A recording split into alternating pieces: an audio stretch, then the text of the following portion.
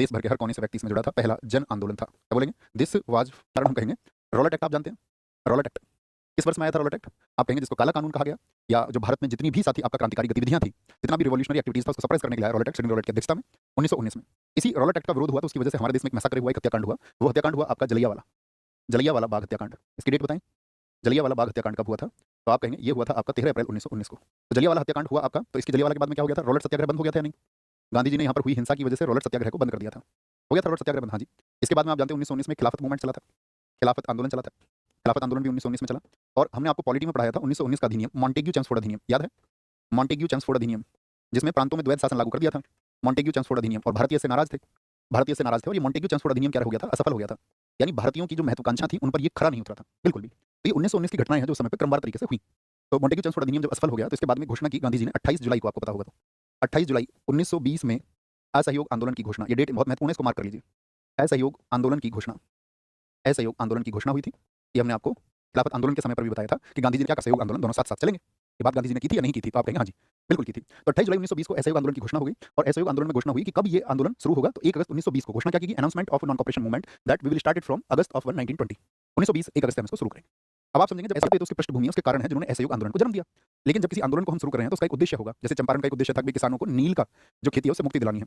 या खेड़ा आंदोलन का क्या उद्देश्य रहा? तो किसानों का लगान को माफ करवाना है। अहमदाबाद मिल मजदूरों का क्या, जो अहमदाबाद मिल मजदूर आंदोलन हुआ तो यह हड़ताल हुई, उसका क्या उद्देश्य था? तो उद्देश्य था क्या, आप बताएं मुझे। तो वहां पर उद्देश्य था उनको जो बोनस की मांग थी वो उनको दिलवानी थी। तो किसी मूवमेंट का हमेशा एक उद्देश्य होता है। तो यहाँ पर लिखना असहयोग आंदोलन के क्या ऑब्जेक्टिव थे, क्या उद्देश्य थे। तो आपका प्रपोजल को कंफर्म कर दिया गया यहाँ पर, ठीक है। एक यहाँ पर किया गया कि आंदोलन को चलाने के लिए जो धन की आवश्यकता होगी, क्योंकि हमने आपको बताया बाल गंगाधर तिलक जो एक्सपायर हुए थे वो हुए थे 1 अगस्त 1920 को, और असहयोग आंदोलन भी उसी दिन शुरू होना था। तो असहयोग आंदोलन को स्थगित नहीं किया गया था, यानी उसको पोस्टपोन नहीं किया गया था, उसको डेट कंफर्म है, सब लोगों के अंदर जोश है, उत्साह है, तो उसको शुरू करने की बात कर दी गई। और यहाँ पर जो लोग चंदा देना चाहते थे तो उन सबको चंदा देने के लिए बनाया गया था। इस आंदोलन में जो मदद देना चाहते थे, तिलक स्वराज फंड। तिलक स्वराज फंड की स्थापना किस अधिवेशन में हुई थी? Establishment of Tilak Swaraj fund, establishment of Tilak Swaraj fund, Tilak Swaraj fund प्रस्ताव की होगी। और यहाँ पर ये घटनाएं हुई, कोई दिक्कत कोई परेशानी? अच्छा, क्या देश में सभी लोग जो हैं वो आपका इस असहयोग के प्रस्ताव से, आपका अगर हम बात करें कि इसी की तरफ रुख रखते थे, या कुछ लोग ऐसे भी थे जो बेरुखी रखते थे, इसका विरोध दर्ज कर रहे थे कि असहयोग आंदोलन इस तरह से नहीं होना चाहिए। किस तरह से नहीं होना चाहिए? तो किन किन एजेंडों पर बात की गई असहयोग आंदोलन में, उसकी बात करते हैं। तो यहाँ पर क्या बोला गया? नागपुर अधिवेशन में बोला गया, क्या बोला गया यहाँ पर कि जितनी भी विदेशी वस्तुएं उनका बहिष्कार होगा। असहयोग आंदोलन में क्या किया गया? विदेशी वस्तुओं का बहिष्कार। इससे पहले कब हुआ था? इसी वस्तु अंग्रेजी वस्तुओं का बहिष्कार हुआ था, सिर्फ अंग्रेजी वस्तुओं का। बाइकआउट ऑफ फॉरेन गुड्स, महत्वपूर्ण घटना है। बाइकआउट ऑफ फॉरेन गुड्स, आपको पता होगा जब हमारे यहाँ पर बाइकआउट मूवमेंट चला आपका 7 अगस्त 1905 को, 1905 में बहुत ठीक आंसर आप सब लोगों ने लिखा। तो 1905 में जब बहिष्कार आंदोलन चला था तो क्या हुआ था? सब चीज़ों का आपका त्यागने की बात की गई थी कि भाई इनके ऊपर एक विरोध बनेगा उससे, और ये बंगाल विभाजन की अपनी योजना को रद्द करेंगे। तो ऐसी ही बातें जब फिर से होने लगी कि विदेशी वस्तुओं का बहिष्कार हो, कुछ लोगों का पक्ष तो ये था कि सिर्फ अंग्रेजी वस्तुओं का बहिष्कार हो। लेकिन यहाँ पर गांधी जी ने कहा नहीं, सिर्फ अंग्रेजी वस्तुओं से तो फिर गड़बड़ हो जाएगी, क्योंकि अगर हमको जो बहिष्कार करना है और हमको अगर स्वदेशी को अपनाना है तो फिर तो स्वदेशी का कॉन्सेप्ट पास ही नहीं हो पाएगा। फिर तो व्यक्ति ये करेगा कि अंग्रेजी वस्तुओं को छोड़ करके फिर वो एक काम कर लेगा, वो अमेरिकी वस्तुओं को ले लेगा, है ना, यूरोप की चीज़ों को छोड़कर फिर वो अफ्रीकी वस्तुओं को खरीदने लग जाएगा, है ना। तो फिर तो स्वदेशी की कहाँ पर, फिर तो एशिया के बाकी देशों से चीज़ों को खरीदने लग जाएगा या उन चीज़ों का स्वागत करेगा। इसके लिए एक काम करते हैं, संपूर्ण रूप से जो भी विदेशी चीज़ है उसका त्याग करते हैं, और विदेशी वस्तु का मतलब समझ रहे हो, गुड्स का। गुड्स में क्या क्या आपका या अन्य कौन-कौन सी विदेशी चीज़ें जिनका इसमें बहिष्कार हुआ, तो उन चीज़ों को नोट करना। पहली जिसमें सिस्टम था आपको, हाँ जी भैया, भाई आप सबने पढ़ा ना पॉलिटी में, हाई कोर्ट एक्ट लिखा 1861 में, तो 1862 में पहला हाई कोर्ट बना, या सुप्रीम कोर्ट जो प्रणाली थी आपका रेगुलेटिंग एक्ट से आपका कलकत्ता में, वो सब आप लोग जानते हैं। वो सब किसका था? तो वो कहते हैं कि यहाँ पर कोई न्याय नहीं होता है, ये सिर्फ ब्रिटिशर्स की मदद करते हैं और यूरोपियंस की मदद करते हैं, तो इनका बहिष्कार करो, कोई वकालत नहीं होगी। जितने लोगों के पास में उपाधि है, ठीक है, उपाधि यानी कि टाइटल्स हैं, उनको छोड़ दो। टाइटल्स जितने भी पास में, जैसे आप जानते हो उस समय पर आपका गांधी जी ने केसर हिंद की उपाधि को छोड़ दिया, है ना। और बहुत सारे लोगों ने आपका जो आपका जमनालाल बजाज थे या बाकी जितने भी लोग थे जिनके पास भी कोई भी उपाधि थी, ज्यादातर लोगों ने उसको त्याग दिया। तो उपाधियों का अंत हो, ठीक है, उपाधि छोड़ दो, सारे लोग कोई उपाधि नहीं लेगा। जो विदेशी शिक्षा है इसको भी हमको खत्म करना है, ठीक है। जितने भी लोग सरकारी नौकरी कर रहे हैं इन सबको सरकारी नौकरी छोड़ देनी है, सरकारी नौकरी छोड़ देनी है, तो इसका भी बहिष्कार करो, बहिष्कार करो। तो ये प्रमुख मुद्दों पर बात हुई। तो अब यहाँ पर एक बात अड़ी कि भाई सभी लोग तो प्रत्यक्ष रूप से विरोध नहीं कर सकते हैं। सभी लोग तो ऐसा नहीं है ना कि लाठी डंडा लेकर सब व्यक्ति उस मस्तिष्क के होते भी नहीं। कुछ आपका ऐसे भी होते हैं, शांत हृदय वाले व्यक्ति होते हैं, वो ये कहते हैं उनकी भावना तो है भारत के साथ में, वो ये कहते हैं कि हाँ परिवर्तन तो होना चाहिए, ब्रिटिश राज से मुक्ति तो मिलनी चाहिए, लेकिन हम लोग प्रत्यक्ष रूप से आंदोलन में नहीं जुड़ सकते हैं। भीड़ का हिस्सा बनेंगे आपका, भीड़ में कई बार गड़बड़ भी हो जाती है ना। आप सबने देखा होगा, अक्सर आप लोग देखते होंगे भगदड़ हो जाती है ना। किसी भी एक विरोध के मुद्दे पर या खुशी के मौके पर कभी भी भीड़ हो, कई बार तो आप देखोगे संतों की सभाओं में भगदड़ हो जाती है। यूपी का ही मामला था। अभी आपने देखा होगा क्रिकेट के लिए जो फैंस है, अब उनकी भीड़ जुटी हुई थी, खुशी मनाने गए थे, और इतने लोग आपका वहाँ पर क्या हो गए, उनको मतलब हम सब लोग मिलकर आपकी तरफ से हमारी तरफ से श्रद्धांजलि देते हैं कि ये घटना घटित हुई, लेकिन वो सब लोग तो अपनी खुशियां व्यक्त करने गए थे, है ना। लेकिन नहीं, हम भीड़ में शामिल नहीं होंगे। हम इसको किस तरह से सपोर्ट करें, इसके लिए कोई अलग रास्ता हो सकता है, नहीं हो सकता, अलग रास्ता तय किया गया। क्या भैया, आप एक काम करो, आप मद्य निषेध के लिए काम करो। मद्य निषेध के लिए इनको बोलते हैं हम आपका रचनात्मक कार्य। कुछ रचनात्मक कार्य करने की बात की गई, रचनात्मक कार्य करने की बात की गई, जैसे मद्य निषेध। रचनात्मक कार्य मतलब क्रिएटिव वर्क्स, जिनसे कुछ चेंज आता हो, क्रिएटिव वर्क्स। कि भाई आप एक काम करो, जो लोग आंदोलन से सीधे रूप से नहीं जुड़ रहे हैं वो गाँव में जाओ, और गाँव में जाकर के अल्कोहल प्रोहिबिशन की बात करो। ये जो शराब है वो उससे मुक्ति हमको पानी है, समाज का ये नाश करता है, अल्कोहल प्रोहिबिशन। लोगों के घरों में कलेश का कारण ये है, बहुत सारे लोगों के अंदर स्वास्थ्य संबंधी बहुत सारी समस्याएं वो अल्कोहल की वजह से पैदा होती हैं, ठीक है। तो उन्होंने कहा अवेयर करो इसके लिए, हमको अपने देश को बचाना है, इसकी संस्कृति को बचाना है, सुसंस्कृत लोगों को बचाना है, तो आपको मद्य निषेध के लिए काम करना चाहिए। तो ऐसी भी विंग बनी जो इन क्षेत्रों के लिए काम कर रही थी, जैसे अस्पृश्यता निषेध पर काम करो। और देखो ये चीज़ अगर तुमने आज भी अपना ली, ये चीज़ तुमने आज भी अपना ली तो नई समाज का निर्माण आप कर सकते हैं। अस्पृश्यता निषेध यानी कि अनटचेबिलिटी, अनटचेबिलिटी, अनटचेबिलिटी, प्रोहिबिशन, यानी जो छुआ-छूत जैसी चीज़ें हैं, ऊँचा-नीचा जैसी चीज़ें हैं, इन सबको त्यागने के लिए लोगों में प्रचार-प्रसार करो कि ऐसा कुछ नहीं है। कौमी एकता की बात करो, ठीक है? और नेताओं के भड़कावे में ना आओ। कौमी एकता मतलब जो आपका, अगर हम इसको एक शब्द में बोल सकते हैं, नेशनल यूनिटी। नेशनल यूनिटी, भई हमारे देश में सब लोग रहते हैं, सभी धर्म के व्यक्ति हैं, तो उनके अंदर किस तरह से वो कौमी एकता का भाव पैदा होगा, तो उसके लिए काम करने होंगे, ठीक है? बाकी बरगलाने में किसी के आना नहीं है। नेशनल यूनिटी के लिए काम करो, लोगों से संवाद करो, स्वच्छता पर काम करो, स्वच्छता पर काम करो, ठीक है? क्लीनलीनेस, आर्थिक समानता पर जोर दो, आर्थिक समानता। कल भी हमने कहा था ना आपसे कि आपका इकोनॉमिक इक्वालिटी, ये भी गांधी जी के सिद्धांतों में था, इकोनॉमिक इक्वालिटी। अच्छा, अब हम आपसे पूछेंगे इकोनॉमिक इक्वालिटी हमारे देश में क्यों नहीं है? आर्थिक समानता क्यों नहीं है? बहुत छोटा-सा शब्द आपको लिखना है, आप क्या समझ पाते हैं इस बारे में बताएँगे? छोटा-सा शब्द लिखो, हमारे देश में मतलब ये इतना अंतर क्यों है? इतना अंतर क्यों है? तो उसके मूल कारण होते हैं। तो आर्थिक समानता के लिए गांधी जी ने क्या कहा? एक तो शिक्षा, ये मूल कारण है कि भई शिक्षा सभी को उपलब्ध नहीं है। शिक्षा सभी को उपलब्ध नहीं है। और जब शिक्षा ही उपलब्ध नहीं है हर वर्ग को, उनको पढ़ने तक का अधिकार नहीं है। बहुत सारे लोग आर्थिक पैसे से इतना तंग हैं कि वो अपने बच्चों को पढ़ा तो नहीं सकते हैं। अगर पेट भी भर जाए दिन का तो बड़ी बात होगी। तो क्या बोलेंगे उनके लिए? शिक्षा। एक सबसे मूल कारण ये होता है कि वो एजुकेट नहीं हो पाते हैं। शिक्षा के ऊपर तो आप जानते हैं गवर्नमेंट जीएसटी जैसी चीज़ें लगा देती है। सोने पर जीएसटी कितना 3%, शिक्षा पर जीएसटी कितना 18%। होना तो उल्टा चाहिए ना। भई जो सोना पहनेगा, जो हीरा पहनेगा उसके पास तो ज़्यादा पैसा होगा। तो वो तो एक्स्ट्रा टैक्सेस दे सकता है, लेकिन एजुकेशन की ज़रूरत जिनको है, तो वहाँ पर तो वो टैक्सेस कम होने चाहिए। आप बताएँ, हाँ या ना? तो आप कहेंगे शिक्षा। ये सबसे मूल कारण है आर्थिक असमानता का, ठीक है? आर्थिक असमानता का। किसानों की स्थिति देश में क्या है? भाई किसान जो पैदा करता है उसको उसकी फसल का उचित मूल्य क्या मिलता है? अब देखिए किसान जो पैदा करता है उसमें कितना तो उसके खाद, बीज आदि खेतों की जुताई, जो छोटे किसान हैं जिनके पास अपने ट्रैक्टर नहीं है, तो उनका तो बहुत एक हिस्सा और एक मशीनाइजेशन जो हुआ है तो लगभग 50% तो उसका ऐसे ही चला जाता है। और फिर उसके बाद में उसको क्या उचित मूल्य मिलते हैं, बाज़ारों में उन्हीं चीज़ों को फिर क्या बोलेंगे आपका प्रोसेस करके बहुत महँगे में बेचा जाता है, तो किसानों को वो मूल्य नहीं मिल पाते। ये भी एक आर्थिक असमानता का कारण है। तीसरी चीज़ यहाँ पर है मूल रूप से भ्रष्टाचार। भ्रष्टाचार भ्रष्टाचार कि जिस योजना के माध्यम से जो विकास जिस व्यक्ति तक पहुँचना चाहिए, वो उस तक नहीं पहुँच पाता है। और भ्रष्टाचार की वजह से क्या है कि अब देखते हो बहुत सारे नेता मंत्रियों के पास में क्या है? कितना पैसा है उनके पास में? क्या उनको इतना पैसा मिलता है? किसी फंड से उनको इतना पैसा मिलता है, लेकिन धीरे-धीरे क्या करते हैं वो आपका चीज़ों को ग्रैब करने लग जाते हैं और फिर उनके पास में पैसा होने लग जाता है, ठीक है? वो फैक्ट्री मालिकों से, जो लोग व्यवसायी हैं उनसे पैसा लेते हैं। व्यवसायी और फैक्ट्री मालिक क्या करते हैं? वो मज़दूरों का फिर शोषण करते हैं। तो वो जो शोषक लोग होते हैं, शोषक। तो गांधी जी ने इस पर कहा कि हमारे देश को अगर आप आर्थिक समानता लाने की बात कर रहे हो, इकोनॉमिक इक्वालिटी लाने की बात कर रहे हो, तो इसके लिए कोई ऐसा नहीं कि सिर्फ सरकार के काम करने से बात बन जाएगी। इसके लिए 3 पक्षों को काम करना पड़ेगा। एक तो आपका सरकार भी इसके लिए ज़िम्मेदार है। जो सोसाइटी है, समाज भी इसके लिए ज़िम्मेदार है। खुद समाज और निजी क्षेत्र जो आपका प्राइवेट है, निजी क्षेत्र, इन सबको मिलके काम करना पड़ेगा। जब तक ये तीनों मिलके नहीं काम करेंगे, तब तक ये देश की समस्याएँ नहीं खत्म होंगी। समाज कैसे इसके लिए ज़िम्मेदार हो गया? तो समाज ऐसे ही ज़िम्मेदार हो गया ना। बहुत उदाहरण आप देखते होंगे अपनी सोसाइटी में कि किसी को आज मान के चलो बेटियों की शादी होने लग गई। तो अगर कोई व्यक्ति अपनी बेटी की शादी अच्छे से नहीं कर, आंदोलन का विरोध सबसे पहले तो एनी बेसेंट ने किया। एनी बेसेंट कहाँ पर थी? एनी बेसेंट कौन सा लीग चला रही थी? एनी बेसेंट किस मामले पे इन्होंने विरोध किया? इन्होंने कहा कि जो विदेशी वस्त्र हैं, क्योंकि ऐसा हुआ कि विदेशी वस्त्रों का जब बहिष्कार हुआ, मैंने क्या बोला विदेशी वस्तुओं का, तो इसमें वस्त्र आदि सब कुछ था। वस्त्र भी लिख लेना आप इसमें, ठीक है? कहीं पे किनारे पर वस्त्र। तो जब वस्त्र आदियों का बहिष्कार शुरू हुआ तो एनी बेसेंट ने ये कहा कि भाई वस्त्रों की जो होली जलाई जाती है विदेशी वस्त्रों की, इससे देश को नुकसान होता है। एक बार तो आप उसको ला ही चुके हैं ना, तो इस तरह की होली ना जलाई जाए, है ना? इस तरह की होली ना जलाई जाए, उससे देश को आर्थिक नुकसान होता है। जो रवीन्द्रनाथ टैगोर भी कहते थे इसी बात को। तो ये बढ़ गई आपका कि गांधी जी जो एकदम से सरासर विरोध करा रहे हैं, गलत है। उसी स्टेटमेंट उन्होंने कहा था क्या कि जो है आपके सामने, जैसे मैंने कल भी बताया आपको, उन्होंने कहा था कि शैतान के रूप में आपके सामने देवदूत भी आ सकता है, ठीक है? शैतान के रूप में नहीं, शैतान के रूप में देवदूत नहीं आ सकता। इसको एकदम से करिए, ये तो सही स्टेटमेंट हो जाएगा नहीं तो। उन्होंने कहा था कि शैतान भी देवदूत के रूप में आ सकता है। शैतान भी देवदूत के रूप में आ सकता है। आप समझ रहे हैं इस बात को क्या है कि आप तो सोच रहे हैं कि आपके लिए अच्छा सोच रहे हैं, लेकिन ऐसा जरूरी नहीं है कि वो सही मायने में अच्छा ही सोच रहे हो। तो ये कुछ भी कहते थे गांधी जी को। आपको याद राजनीति कच्चा कह दिया था इन्होंने। अब भैया इनकी बातों को किसी ने जो है जोर नहीं दिया, तो इन्होंने क्या कर दिया था उस समय पर? होम रूल से इस्तीफा दे दिया। होम रूल से इन्होंने क्या दे दिया था? इस्तीफा दे दिया था। होम रूल से इस्तीफा। और गांधी जी ने कहा ठीक है, कोई दिक्कत नहीं है, तुम इस्तीफा दे रहे हो तो हम चलाएंगे होम रूल को। आपको याद है बाद में Akhil Bharatiya home rule league बना था और गांधी जी उसके अध्यक्ष बन गए थे, याद है 1920 में। तो गांधी जी ने कहा नो टेंशन, कोई दिक्कत नहीं, हम चलाएंगे। और इस समय पर ही मोहम्मद अली जिन्ना ने भी इस्तीफा दे दिया गांधी जी की नीतियों से परेशान होकर के। दूसरा कौन है विरोध में? मोहम्मद अली जिन्ना। मोहम्मद अली जिन्ना का क्या स्टैंड था? जैसे एनी बेसेंट ने तो कहा था बहिष्कार नहीं होना चाहिए, मोहम्मद अली जिन्ना का स्टैंड था कि ये जो गांधी जी अभी लोगों से प्रॉमिस कर रहे हैं कि खिलाफत और असहयोग एक साथ चलें, तो यहाँ पर गांधी जी तो सिर्फ ये चाह रहे हैं कि कैसे ही मुसलमान व्यक्तियों की भावना उनसे जुड़ जाए। मुसलमान व्यक्ति ये समझ ले कि यार गांधी जी तो हमारे बारे में भी ख्याल कर रहे हैं, है ना? तो ये कहकर के जिन्ना ने विरोध किया और उन्होंने कहा कि खिलाफत और असहयोग एक साथ नहीं होने चाहिए। खिलाफत and non cooperation don't be good together, वो एक साथ नहीं चलने चाहिए। खिलाफत और असहयोग, ये किसने कहा था? ये जिन्ना ने कहा था। तो जिन्ना भी विरोध में आ गए, आप समझ गए होंगे। तीसरे व्यक्ति थे मोतीलाल एंड चित्तरंजन दास। तो हमने आपको एक टर्म बताई थी अगर आपको याद हो, चित्तरंजन दास। समझ रहे हैं? ये जैसे मैंने आपको बताया ना सब चीज़ों का विरोध है, इसमें बहुत सारी चीज़ें हैं। शिक्षा में स्कूल आ गया, कॉलेज आ गया, कोर्ट आ गया, मजदूर हो गया, हड़ताल, सब कुछ आप समझ लिए। तो मैंने मुख्य शब्दों पर आपको जोड़ डाला है। ये बात कोई दिक्कत? तो मोतीलाल नेहरू और चित्तरंजन दास, आपको याद हो हमने एक बात बताई थी आपको कि कांग्रेस में 2 वर्ग बन गए थे, एक तो प्रो चेंजर्स, ठीक है? परिवर्तनकामी, और नो चेंजर्स जो परिवर्तन के विरोधी थे। नो चेंजर्स में वो लोग थे जो ये कहते थे कि भई जो ब्रिटिश सरकार के खिलाफ हम विद्रोह कर रहे हैं, इसको ऐसे ही करते रहें, ऐसे ही करते रहें ग्राउंड पर हड़ताल के माध्यम से, स्कूलों का बहिष्कार करके, नौकरियों का बहिष्कार करके। जैसे गांधी जी ने कितने दिन के लिए कह दिया स्वराज्य? 1 वर्ष में। तो गांधी जी के कहने पर इस देश में एक मूवमेंट चला जिसमें छात्रों ने स्कूल जाना छोड़ दिया। उन्होंने 1 साल की तो बात है, 1 साल में स्वराज्य प्राप्त करेंगे और फिर अपना सिस्टम आएगा, अपने तरीके से हम एक ढांचे का निर्माण करेंगे। तो 1 वर्ष के लिए लोगों ने नौकरी छोड़ दी, किसानों ने अपने खेत बोने छोड़ दिए आपका। तो सभी वर्ग इस असहयोग आंदोलन में जुड़ने लग गए, इसलिए इसको कहा गया एक मास मूवमेंट, एक जन आंदोलन। अच्छा, यहाँ पर मोतीलाल नेहरू और चित्तरंजन दास जी का क्या कहना था? तो ये थे आपका प्रो चेंजर्स। प्रो चेंजर्स का मतलब परिवर्तनकामी। ये कहते थे कि भई हमको जो विधानसभा के चुनाव हैं उनको लड़ना चाहिए। गांधी जी कहते थे नहीं, चुनावों का बहिष्कार होना चाहिए। तो मोतीलाल नेहरू और चित्तरंजन दास ने कहा नहीं, भई हमको सरकार के अंदर एंटर करना पड़ेगा। कल को सरकार कोई विधेयक लेके आएगी और वो विधेयक भारत की जनता के हित में नहीं होगा तो हम उसको पास नहीं होने देंगे। अगर हम वहाँ पर रहेंगे तो हम विद्रोह करेंगे वहाँ पर अंदर भी। तो उनका सोचना सही था या नहीं था? और ऐसा हुआ भी। भगत सिंह जी ने जिस बिल को लेकर के आपका सेंट्रल असेंबली में बम फेंका था, पब्लिक सेफ्टी बिल, उस पब्लिक सेफ्टी बिल को इन लोगों ने पास नहीं होने दिया था अपने समय तक। तो इनकी अपनी सोच थी, तो ये प्रो चेंजर्स थे, ठीक है? कि भाई विद्रोह सब तरीके से हो, जैसे चल रहा है ऐसे भी करिए और विधानसभा में भी जाकर के वहाँ पर अपने सदस्य बनकर के वहाँ भी विरोध जताइए। लेकिन गांधी जी कहते थे नहीं, चुनावों का बहिष्कार करना है। यानी कांग्रेस का मानना था कि भाई जो चुनाव है, जैसे 1923 में चुनाव हुए तो कांग्रेस ने भाग नहीं लिया विधानसभा चुनावों में, लेकिन इनकी पार्टी ने भाग लिया था, मोतीलाल नेहरू। इसी बात पर नाराज होकर के उन्होंने एक पार्टी बना ली थी अलग अपनी, जिसको हम बोलते हैं आपका कांग्रेस खिलाफत स्वराज पार्टी है, स्वराज पार्टी। समझ पा रहे हो? बात क्लियर है ना? स्वराज पार्टी के बनने के क्या कारण रहे? तो ये लोग तो एंटर करना चाहते थे विधान और वहाँ जाके भी हम आपका विरोध करेंगे गलत चीज़ का। और कांग्रेस का पक्ष क्या था? नहीं, चुनावों का बायकॉट करना, चुनावों का बहिष्कार करना, ठीक है? तो ये लोग कौन है? किया गया फॉर एजुकेशन। तो यहाँ पर बोला गया कि अंग्रेजों की शिक्षा का हम त्याग कर रहे हैं, तो गुजरात विद्यापीठ की स्थापना की गई। गुजरात विद्यापीठ, अंग्रेजी शिक्षा का एकदम से बहिष्कार करो, विदेशी शिक्षा का, ठीक है। इसी दौर में आपका बना जामिया मिलिया विश्वविद्यालय, जामिया मिलिया विश्वविद्यालय, मिलिया विश्वविद्यालय। अभी हमने बताया ना यूपीएससी में कितने कमाल के रिजल्ट्स रहे इसके। और आपका तिलक विद्यापीठ की स्थापना हुई, बहुत सारे स्कूल बने थे, तिलक विद्यापीठ की प्रमुख है, तिलक विद्यापीठ। तो ये इस दौरान में किया गया, असहयोग आंदोलन जब चल रहा था। तो असहयोग आंदोलन के दौरान यहाँ पर आपका आगमन होता है British Rajkumar Duke of not का 1921 में। इधर विद्रोह चल रहा था, एक घटना लिखी है यहाँ पर, फरवरी 1921 में, फरवरी 1921 में, 1921 में ड्यूक ऑफ नॉट भारत आया, भारत आया, ठीक है। और जैसे पहले तो ये घटना हुई थी आपका प्रिंस वेल्स के आने से पहले, तो ड्यूक ऑफ नॉट जब भारत में आया तो उसका क्या किया गया, उसके स्वागत का विद्रोह किया गया। भीड़ ने स्वागत का क्या किया, उसके का विरोध किया, oppose to his welcome, oppose the welcome, oppose the welcome.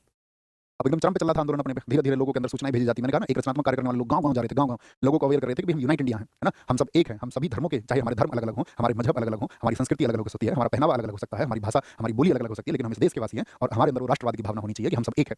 लोगों को आपका जाकर अवेयर किया जा रहा था कि किसी भी तरह से आप जो है जात पात की भावना को भूल जाइए, धर्म की भावना को भूल जाइए, हम सब एक हैं। और यदि हम सब भारतीयों ने ये ठान लिया कि हम सब एक हैं और सही मायने में वह भावना हमारे अंदर संचार कर गई, अगर हमारे ब्लड में ये बात फॉलो होने लगी भाई हाँ हम सभी एक हैं, तो हम एक तटस्थ एक जबरदस्त भारत का निर्माण करेंगे। ये मूवमेंट चल रहा था बहुत जबरदस्त तरीके से। तो यहाँ पर कोई भी विदेशी तो बहिष्कार कर रहे थे, ड्यूक ऑफ नॉट आया, भैया तुम जाओ वापस, तुम्हारा कोई काम नहीं है। तो इसके बाद में आता है दिसंबर 1921 में, दिसंबर 1921 में, 1921 में प्रिंस ऑफ वेल्स, राजकुमार था ब्रिटेन का, प्रिंस ऑफ वेल्स का आगमन हुआ बंबई में। क्या किया भीड़ ने, भैया इसको घुसने नहीं दिया, प्रिंस ऑफ वेल्स का आगमन। और इसका तो इतना जबरदस्त बोलेंगे विद्रोह किया यहाँ पर, इतना विरोध किया इसके लिए, अराइवल ऑफ बंबई में। और याद रख लेना यहाँ पर इतनी भीड़ पहुंच गई इसका विद्रोह करने के लिए, बहुत जबरदस्त भीड़ बंबई में 1921 में। और उनका इसका एंटर मत करने दो, हमारे देश का ये हाल इन अंग्रेजों ने बनाया है। तो उस भीड़ को नियंत्रित करने के लिए, इतनी ज्यादा भीड़ थी, उस भीड़ को नियंत्रित करने के लिए अंग्रेज सरकार ने गोलियां चला दी, गोलियां चला दी तो काफी लोग मारे गए, ठीक है। तो काफी लोग जब हताहत हुए, काफी लोग जब उसमें आपका घायल हुए, काफी लोग मारे गए, तो यहाँ पर गांधी जी ने उपवास भी रखा 5 दिन का। पूछा जाता है गांधी जी ने आपका मृतकों के लिए 5 दिन का उपवास कब रखा था, तो आप याद रख लेना जब आपका प्रिंस ऑफ वेल्स आया था 1921 में, तो वहां पर जो भीड़ थी उसको आपका तितर बितर करने के लिए गोलियां चलाई ब्रिटिश सरकार ने। और इसके बाद में ब्रिटिश सरकार को तो एकदम से लगा अच्छा हमारे राजकुमार को तुम एंटर नहीं करने दोगे। तो ब्रिटिश सरकार का जो असली रूप था, एक तो वो झूठे वादे और जो मुखौटा रखते थे, लेकिन उनका असली रूप उनके सामने आ गया। असली रूप ये था कि भारत के लगभग 30,000 लोगों को गिरफ्तार कर लिया गया। इवन कहीं कहीं पर वर्णन मिलता है कि 35,000 लोगों को, 35,000 लोगों को यहाँ पर गिरफ्तार कर लिया गया, ठीक है। क्योंकि इससे क्या हो गया था, प्रिंस के एंटर नहीं आ रही थी तो एक गवर्नमेंट पर प्रेशर बन गया था, सरकार दबाव में गई था, सरकार पर दबाव था, ऐसा लिख लेना। वाइस राय कौन था बताओ इस समय, रीडिंग, रीडिंग वाइस राय था, रीडिंग। ये रहा था आपका 1921 से 26 तक। देखो इससे पहले कौन था, रीडिंग से पहले बताओ जरा, चैम्सफोर्ड का कार्यकाल याद है ना, क्योंकि कई बार दोस्त ऐसा होता है एग्जाम में घटना देकर के, जैसे पूछ लेगा जलियांवाला किसके समय पर हुआ, तो ये चैम्सफोर्ड था 1916 से लेकर के 1921। या पूछ लेगा असहयोग आंदोलन जब चला था तो कौन था, तो चैम्सफोर्ड। ये कार्यकाल आपको कुछ पता होने चाहिए, जैसे 21 से 26 है, ये 5-5 वर्षों का कार्यकाल है। 26 से 31 आपका इरविन रहा, है ना। ये कुछ कार्यकाल ललित को इंपोर्टेंट है, 36 to 43 है उसका। तो वाइस राय रीडिंग था, इसके समय पर यहाँ पर 30,000 लोगों को बंदी बना लिया, अरेस्ट कर लिया, 30,000 लोग यहाँ पर लोगों ने अरेस्ट कर लिया और जेलों में उनको ठूसना शुरू कर दिया, जेलों में ठूसना शुरू कर दिया। और इन सब लोगों से ये कहा कि तुमको जो है आपका जब लोग बंदी कर लिए इन्होंने, तो दबाव आ गया भारत के नेताओं के ऊपर कि भाई तुम्हारे चक्कर में लोग तो आपका एक समय पर अपने पक्ष की बात करने लगते हैं ना, भाई हम तो गांधी जी के कहने से इस आंदोलन में गए थे और हमारे देखो बच्चों को गिरफ्तार कर लिया गया है। तो नेताओं के ऊपर, हमारे नेताओं के ऊपर भी दबाव आया कि यार अपने लोगों को कैसे छुड़ाया जाए। और ब्रिटिश सरकार भी ये चाहती थी कि ये लोग जो है थोड़ा अपने आंदोलन को जो है जो तीव्र गति से चल रहा है इसको बैकफुट पर चले जाए, कैसे भी करके पीछे हट जाए। तो यहाँ पर उन्होंने कहा गांधी जी या बाकी नेताओं ने कि भाई जो बंदी है उनको रिहा कर दो, तो बंदी जितने भी उनको रिहा कर दो। तो ब्रिटिश सरकार ने कहा कि हाँ हम रिहा कर देंगे, लेकिन तुमको प्रिंस ऑफ वेल्स का वेलकम करना पड़ेगा, उसका स्वागत करना पड़ेगा, ठीक है, उसका स्वागत करना पड़ेगा। तो इसके जब स्वागत करने की बात आई, तो क्या बोलेंगे, वाइस राय रीडिंग ने क्या बोला, प्रिंस ऑफ वेल्स का स्वागत करो, लिख लो वेल्स का स्वागत करो। और अब एक मीटिंग भी आपके साथ में बुला लेंगे कि भाई आप जो असहयोग चला रहे हैं, ये मीटिंग भी हम बुला लेंगे, जो असहयोग आंदोलन आप चला रहे हो ये क्यों चला रहे हो, क्या मांगे आपकी। तो जब इन्होंने बंदियों को रिहा करने की बात की थी तो यहाँ पर अली बंधु भी थे, क्योंकि खिलाफत आंदोलन चल रहा था। अली बंधु जानते हैं, हम सब करके बताएं आप कहोगे हाँ भैया जी, शौकत अली थे और आपका मोहम्मद अली, दोनों भाई थे। इन्होंने खिलाफत मूवमेंट को चलाया और गांधी जी ने एक स्टेज दे दिया खिलाफत और असहयोग को कि दोनों आंदोलन साथ चलेंगे और ब्रिटिश सरकार से तो विरोध करना है, तो दोनों आंदोलन एक साथ चलते हुए हिंदू और मुस्लिम व्यक्ति एक साथ कर लेंगे इसको। तो यहाँ पर क्या हुआ, अली बंदी भी गिरफ्तार हो गए। अब अली बंधु कर रहे थे किसके खिलाफ, तुर्की के खलीफा पद की शक्तियों को बचाने के लिए। और वहाँ तुर्की के खिलाफ कौन था, हमने आपको बताया था ब्रिटिश साम्राज्य था। तो सीधे सीधे मोहम्मद अली और शौकत अली ब्रिटिश साम्राज्य की नजर में ब्रिटिश सरकार की खिलाफत कर रहे थे, चाहे दुनिया के किसी कोने में कर रहे हो वो, है ना, किसी कोने के लिए कर रहे हो। तो उन्होंने कहा कि आपका जो अंग्रेज सरकार थी उसने कहा ब्रिटिश सरकार ने कि हम बंदियों को सभी को रिहा कर देंगे, तुमको प्रिंस ऑफ वेल्स का स्वागत करना पड़ेगा, लेकिन अली बंधु को नहीं छोड़ेंगे, अली बंधु को नहीं छोड़ेंगे। और भविष्य में मीटिंग करने की बात भी की थी। तो गांधी जी ने यहाँ पर क्या कहा, याद रख लेना, प्रिंस ऑफ वेल्स के स्वागत में आपका बंदी किए गए व्यक्तियों में से ब्रिटिश सरकार ने किन्हें ना छोड़ने की बात की थी, याद रखेंगे अली बंधु, बोलो हाँ जी भैया याद रखेंगे, बिल्कुल याद रखेंगे, बहुत बढ़िया। फ्यूचर माही ने बहुत अच्छा आंसर लिखा है, एकमात्र यहूदी वाइस राय है रीडिंग। देखो भारत में जितने भी वाइस मात्र यहूदी व्यक्ति है, रीडिंग कमाल की बात इन्होंने बताई है, यहूदी थे। तो गांधी जी ने कभी मीटिंग हमारी बात को स्वीकार करें और वेल्स के जितने भी बंदी हैं उसमें अली बंधु भी छोड़े जाने चाहिए, क्योंकि गांधी जी खिलाफत को भी तो आपका प्रमोट कर रहे थे। तो ब्रिटिश सरकार इस पर नहीं मानी और ये सब प्रस्ताव क्या हुए, फिर कांग्रेस के द्वारा क्या है ठुकरा दिए गए। तो इस सब चीजों का कहां पर फिर आपका कलकत्ता में भी विद्रोह हुआ, कलकत्ता में विरोध हुआ, कलकत्ता में गिरफ्तारी हुई, कलकत्ता में विरोध, अपोजिशन इन कलकत्ता। और यहाँ पर जो कलकत्ता में विरोध में जो गिरफ्तारी हुई थी तो सीआर दास की गिरफ्तारी हुई। इनकी बात, ये भी कौन थे, बहुत बड़े देश प्रेमी थे, अबुल कलाम आजाद, इस भारत देश से विभाजन के एकदम से अपोज में थे कि विभाजन नहीं होना चाहिए। तो जब कलकत्ता में विद्रोह हुआ तो इनको गिरफ्तार करने का नोटिस दिया। अबुल कलाम आजाद को बोला गया कि आप कोर्ट में पेश होइए, है ना, कोर्ट में पेश होना पड़ेगा। उन्होंने बोला नहीं मैं नहीं होता कोर्ट में पेश, बताओ तुम्हें जो सजा देनी वो दे दो ना, तुम क्यों पेश होंगे, हमको अपना बचा पक्ष नहीं रखना। तो इनको यहाँ पर 1 वर्ष की सजा हुई थी, 1 वर्ष की सजा, 1 वर्ष की सजा हुई थी और इन्होंने कोर्ट में पेश होने से मना कर दिया था, इनकार कर दिया था और 1 वर्ष की सजा सुना दी गई। चित्तरंजन दास इनको 6 महीने की सजा सुनाई गई थी, 6 महीने की सजा, ठीक है। इसलिए विरोध हो रहा है आपका कलकत्ता में कि भाई अंग्रेजों का आपका बहिष्कार करो, इनका अंग्रेजों का बहिष्कार करो। ओके, ये सब घटना 1921 की रही। और 1921 में ही आपका याद रख लेना कांग्रेस का अहमदाबाद अधिवेशन हुआ था, अहमदाबाद अधिवेशन। तो हमने आपको बताया पिछले वाले में कौन कौन सी भाषाओं को मान्यता मिली, तो आपको याद होगा जितनी भी हिंदी भाषा है, जितनी भी आपका स्थानीय भाषाएं हैं, तो उन सभी भाषाओं को रिकॉग्निशन मिला, स्थानीय भाषाओं को, ठीक है। तो अहमदाबाद अधिवेशन क्या हुआ, यहाँ पर जो अध्यक्ष थे, सबसे इंपॉर्टेंट बात आती है, पहली बार ऐसा हुआ, यहाँ पे अध्यक्ष थे हाकिम अजमल खान। तो जब सभी भाषाओं को मान्यता मिल गई आपका 1920 में, तो इन्होंने अपना भाषण उर्दू में दिया था। हाकिम अजमल क्या दिया था इन्होंने, उर्दू में भाषण, speech in Urdu language, speech in Urdu language. यहीं पर आपका खादी को महत्व देने की बात हुई। स्वदेशी बढ़ाना है तो खादी को क्या बोलोगे, खादी को महत्व महत्व देने की बात हुई। Importance to khadi, importance to khadi. और सभी नेता यहाँ पर इंपोर्टेंस टू खादी, और सभी नेता यहाँ पर क्या रहे थे, खादी पहन कर रहे थे। किसको छोड़ करके, जिन्ना को छोड़कर, जिन्ना को छोड़कर। जिन्ना ने यहाँ पर खादी के वस्त्र नहीं पहने थे, खादी के वस्त्र नहीं पहने थे, और खादी को चरखा चलाया, सभी ने चरखा चलाया। क्या बोलेंगे, everybody starting speaking the wheel, everybody started spinning the चरखा, स्पिनिंग द चरखा या स्पिनिंग द व्हील, कुछ भी आप लिख लीजिए। क्या बोलेंगे, Gandhi ji declared supreme authority, यानी गांधी जी जो तय करेंगे वही होगा। इस ऐसे योग में Gandhi ji declared supreme authority के विरोध में थे। वो लोग तो आपका विरोध अपना जताते ही रहते थे, लेकिन बाकी जो था बहुमत से सब लोगों ने माना कि भाई गांधी जी इस आंदोलन के सर्वाधिकारी हैं। गांधी जी जो कहेंगे, ठीक है, गांधी जी जो कहेंगे वही सर्वमान्य होगा, और यहाँ पर गांधी जी को सर्वाधिकारी चुन लिया गया। फिर क्या होता है इसके बाद में, सबसे इंपॉर्टेंट डेट आती है 1 फरवरी 1922, लिखना 1 फरवरी 1922 को सभी ने अवज्ञा की बात की, सभी ने अवज्ञा की बात, सभी ने अवज्ञा की बात बात बात गांधी जी ने की, गांधी जी ने की, गांधी जी ने की, ठीक है। अब देखो सभी ने अवज्ञा का मतलब यहाँ लिख लिया, Gandhi ji talked about the civil disobedience on 1 February 1922। ये क्यों, ये बीच में कहां से आ गया सविनय अवज्ञा? आप तो पढ़ते सविनय अवज्ञा आंदोलन तो 1930 में शुरू हुआ था भैया। तो यहाँ पर हम ये नहीं बता रहे हैं आपको सविनय अवज्ञा आंदोलन शुरू हो गया था, हम बता रहे हैं सविनय अवज्ञा की बात गांधी जी ने की। Gandhi ji talked about the civil disobedience. तो गांधी जी क्या कहते थे इसमें कि भाई ब्रिटिश सरकार पर जो दबाव बनना चाहिए था ऐसा योग का, वो नहीं बन पा रहा है। कितने दिन हो चुके हैं आंदोलन को चलते हुए, जरा बताइए। 1 अगस्त से शुरू हुआ है, तो आप कहेंगे भैया अगर हम बात करें आपका मोटे तौर पर लगभग 5 महीने हो चुके हैं, या 5 या 6 महीने हो चुके हैं। 1 अगस्त को शुरू हुआ तो 5 और 6 महीने पूरे हो चुके थे, और 1 वर्ष की बात गांधी जी ने की थी। तो गांधी जी ने कहा कि बहुत बहिष्कार के बाद में भी आपका अंग्रेज सरकार पर जो दबाव बनना चाहिए सही तरीके से, वो दबाव नहीं बन पा रहा, ब्रिटिश सरकार भी झुक नहीं रही है। तो एक काम किया उन्होंने, सविनय अवज्ञा। सविनय अवज्ञा का मतलब है कि जो आपका कर है, टैक्स है, जो लगान है, वो भी देने ब्रिटिश सरकार को बंद कर दो। पहले देखो हमने विरोध बताया तो आपको ये नहीं बताया कि टैक्स देने बंद कर दो, या आपका जो लगान है, आपका किसानों को जो लगान दिया उसको बंद, उसकी बात नहीं की थी। तो जैसे गांधी जी ने यहाँ पर सविनय अवज्ञा की बात की, किसके बारे में, कि जो टैक्स है वो नहीं देना है आपका, ठीक है, कर को नहीं देना, लगान जो भी रेवेन्यू वसूला जाता था वो नहीं देना है। तो बहुत सारे लोगों ने तो बंद कर दिया एकदम से, बोले ठीक है, गांधी जी बोले टैक्स नहीं देंगे तो ठीक है नहीं देंगे। गांधी जी ने कहा नहीं एकदम से नहीं, ब्रिटिश सरकार को थोड़ा झुकने का मौका तो दो। उन्होंने यहाँ पर ब्रिटिश सरकार को 1 वीक का टाइम दिया कि भैया अगर 1 वीक में तुमने हमारी बात नहीं मानी, ऐसे योग में जो हमारे प्रस्ताव है उनको तुमने नहीं स्वीकार किया, तो हम क्या करेंगे, एक वीक के बाद में टैक्स देना भी बंद कर देंगे, लगान देना भी बंद कर देंगे। बात समझ रहे, फरवरी से पहले यहाँ पर याद रखना 1 वीक का टाइम लिख लेना, 1 वीक का टाइम। अब सब जगह लोग विद्रोह करते थे, ताड़ी की दुकानों पर आपका जितने विदेशी शराब की दुकान थी, क्योंकि हर चीज का बहिष्कार हो रहा था। और 4 फरवरी 1922 को एक घटना हुई। 1922 को क्या घटना हुई थी, 1922 को चोरी चोरा कांड हो गया, चोरी चोरा इंसिडेंट हुई थी। उस समय इसको संयुक्त प्रांत कहते थे। तो दिल्ली पुलिस ने बड़ा अच्छा क्वेश्चन पूछा था कि चोरी चोरा जो आपका इंसिडेंट हुआ था वो कहाँ पर हुआ था, तो उसमें प्रश्न यही थे, वो पूर्वी प्रांत में हुआ था, पश्चिम प्रांत में हुआ था आपका, या आपका संयुक्त प्रांत में हुआ था, दक्षिण प्रांत में हुआ था, इस तरह से क्वेश्चन पूछ लिया था, ठीक है। बोलेंगे जी आज एक बार, सर आज 2 साल में पहली बार कमेंट किया, नहीं करना था, भगवान अहीर। अब ये सब लोग क्या कर रहे थे यहाँ पर, जो आपका विदेशी शराब की दुकान थी उसके सामने धरना दे रहे थे। उन सब व्यापारियों ने अपील की वहाँ पर थाने में, चोरी चोरा के थाने में, कि इस भीड़ को हटाओ यहाँ से। ब्रिटिश प्रशासन में भीड़ में जो आपका दरोगा जी आ गए, वहाँ पर दरोगा जी का नाम था गुप्तेश्वर सिंह। गुप्तेश्वर सिंह दरोगा आकर के उन्होंने बोला कि भीड़ जाओ, और तो भीड़ तय हो जाएगी, भीड़ तो आपका विद्रोह करने के लिए आई थी। उन्होंने हवा में गोली चलाई, डिश्कियाँ और अभी तुमको जाना होगा, लेकिन भीड़ फिर भी नहीं गई। तो उन्होंने ऐसे सामने बंदूक करके गोली चला दी, भीड़ भड़क गई इस बात से, ठीक है। जब एक व्यक्ति को गोली लग गई तो उन्होंने क्या किया कि जो पुलिस वाले थे उन सबको चौकी में बंद कर दिया, चोरी चोरा में, और वहाँ पर आग लगा दी उन सबको बंद करके। तो वहाँ पर जो है 22 पुलिसकर्मी जो है जिंदा जला दिए गए चौकी के अंदर, 22 पुलिसकर्मी। क्या बोलोगे इसमें क्या होता, 22 पुलिसकर्मी जला दिए गए। हम सब करके बताएं, घटना समझ में आ गई। असहयोग आंदोलन स्थगित कर दिया गया इसी हिंसा की वजह से। कौन बताएगा गांधी जी समय पर कहाँ थे। Non cooperation movement was postponed on 12 फरवरी 1922। 1922 बहुत बढ़िया, कई साथियों ने लिखा बारदोली गुजरात में थे, और एकदम सही आंसर है। क्या बोलोगे यहाँ पर गांधी जी समय पर कहाँ। आप मुझे बताइए, कभी भी आंदोलन होगा, जब क्रांति की बात होगी, परिवर्तन की बात होगी बड़े स्तर पर, तो लोगों की जान जाएंगी या नहीं जाएंगी, आप क्या मानते हैं, जानी चाहिए या नहीं। ठीक है, लोगों की जान नहीं जानी चाहिए, ये मत हम सबका हो सकता है, लेकिन जानी जाती है।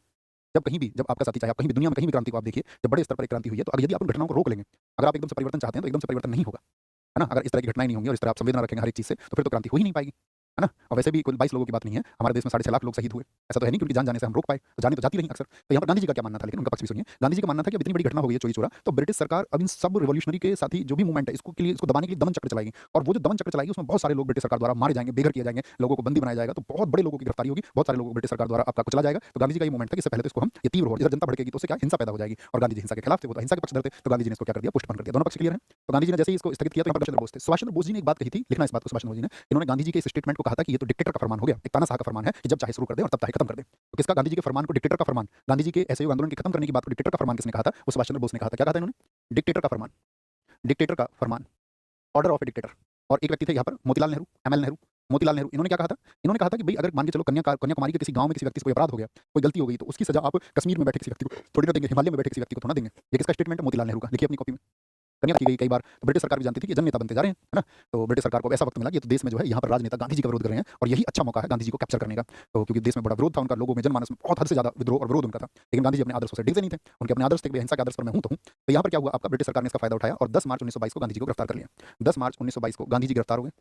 गांधी जी को गिरफ्तार कर लिया गया, और गांधी जी को गिरफ्तार करके जज था आपका ब्लूमफील्ड जो जज था, ब्लूमफील्ड ने 6 वर्ष की सजा सुनाई, 6 वर्ष की सजा, 6 वर्ष की सजा। लेकिन हुआ क्या था, लेकिन गांधी जी को 2 वर्ष बाद ही, यानी कि 5 फरवरी 1924 को रिहा कर दिया गया था।